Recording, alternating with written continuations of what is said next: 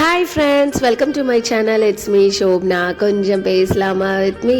So வாங்க பொங்கலோட vlog பார்க்கலாம். Already குட்டி குட்டி ஷார்ட்ஸாக நான் அப்லோட் பண்ணியிருந்தேன், பார்த்துருப்பீங்க. ஸோ சமையல் வேலையெல்லாம் முடிச்சாச்சு. பொங்கல் வச்சு சாம்பார் வச்சு எல்லாம் டைமுக்கு பண்ணிவிட்டு சஷ்வந்த் அப்போ தான் எந்திரிச்சு வந்தார். அண்ட் ஹஸ்பண்டும் ரெடி ஆகிட்டு இருந்தாங்க. அதுக்குள்ளே வந்து நம்ம சாமி கும்பிட்றதுக்கெல்லாம் ரெடி பண்ணிடலான்னு சொல்லிட்டு இலை போட்டு விளக்கேற்றி எல்லாமே ரெடி பண்ணிகிட்டு இருந்தேன். ஸோ இந்த மாதிரி 4 கிழமைனா தான் சாரீ கட்டணும் அப்படின்னு சொல்லி தோணும். ஸோ டக்குன்னு போயிட்டு எல்லாம் ரெடி பண்ணிவிட்டு போய் சாரியும் கட்டிட்டு வந்தாச்சு.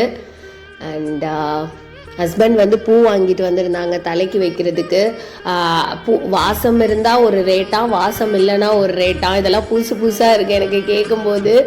ஸோ பூ சுமாராக தான் இருந்தது.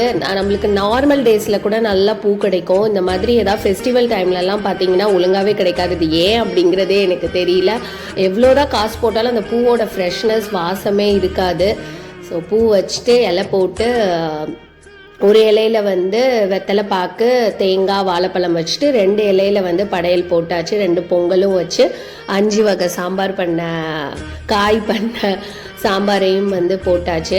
சஷ்வந்த் எப்போவுமே இந்த மாதிரி படையல் இலை போட்டால் வேண்டாம் அப்படின்றான். பிகாஸ் நம்ம கொஞ்சம் நிறைய எல்லாம் வைப்போம்ல, அவனுக்கு எப்போவுமே எல்லாம் ஒன்றா ஒட்டி இருக்கக்கூடாது, தனித்தனியாக தான் சாப்பிட்ணும் அப்படின்னு நினைப்பான். ஸோ அதனால் எனக்கும் ஹஸ்பண்டுக்கும் படையல் இலை எடுத்துகிட்டு அவனுக்கு தனியாக கொடுத்துக்கலாம் அப்படின்ட்டுன்னு. ஸோ சார் வந்து பசிக்குதுன்னு ஸ்டார்ட் பண்ணிட்டாரு. இத்தனைக்கும் எழுந்திரிச்சு வந்த உடனே, அவன் குளிச்சுட்டு வந்த உடனே நாங்கள் ரெடி பண்ணிட்டோம். பட் அந்த சக்கரை பொங்கலை பார்த்தோன்னா அவனுக்கு பசிக்க ஆரம்பிச்சிச்சு. பிகாஸ் அவனுக்கு ரொம்ப பிடிக்கும். ஸோ அம்மா வாங்கி கொடுத்த வெங்கலத்தட்டில் தான் சாப்பிட்றேன் அப்படின்னு சொன்னார். எல்லாம் வேணான்ட்டான். அண்ட் கொஞ்ச நேரம் கீழே உட்காந்துருந்தான். அதுக்கப்புறம் நான் போய் டேபிளில் உட்காந்துக்கிறேன்னு சொல்லி உட்காந்தாச்சு.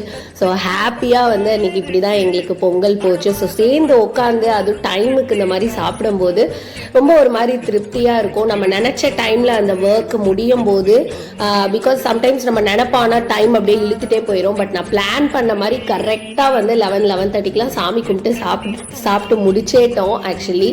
ஸோ இப்படி தான் எங்களுக்கு பொங்கல் போச்சு. அண்ட் உங்களுக்கு எப்படி போச்சு அப்படிங்கிறத கமெண்ட் பாக்ஸில் சொல்லிவிட்டு, அந்த வீடியோ பிடிச்சிருந்தா லைக் பண்ணுங்கள், ஷேர் பண்ணுங்கள், கமெண்ட் பண்ணுங்கள். அண்ட் மறக்காம நம்ம சேனலை சப்ஸ்கிரைப் பண்ணிக்கோங்க. பாய்.